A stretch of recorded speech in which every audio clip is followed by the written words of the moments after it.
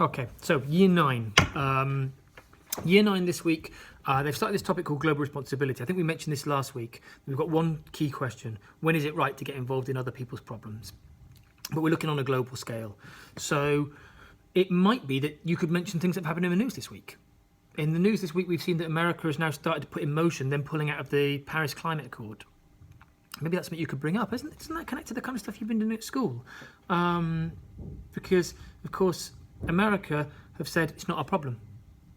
Donald Trump has said, well, we need to pull out of that because it's damaging for our businesses. I don't want to limit our emissions. I want to grow America. I want to grow our infrastructure. I want to grow our wealth. And we need to remember that the people voted for him. The electorate, they like that. The people in America picked him to be their president because he says things like that. They like that he's putting them first. What do our young people think? Do they like that? Do they think he's right to put his country first? Or in this particular example, is pulling out of the climate agreement a bit like rearranging the furniture in the house while it's on fire? You know, are we looking in the wrong place? Do we need to focus elsewhere? And that might be an interesting conversation to have. It's not something we're doing in lesson, but it very much ties this topic of should we get involved. Some of the classes might have got a lesson further, and they've started our first case study. And our first case study is genocide. This is heavy going. We watch a film. We watch a film called Hotel Rwanda.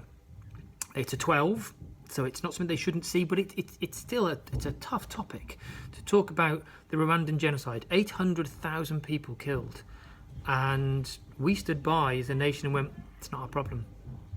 It's a local conflict. I feel really bad for them, but we shouldn't get involved. And a lot of people died. Over the course of the next few weeks, we'll be watching that DVD, and each time we'll be saying, well, are we getting it right? Did our country handle it right? The reason we spend 3 lessons watching a DVD is because you buy into it more, you connect with characters.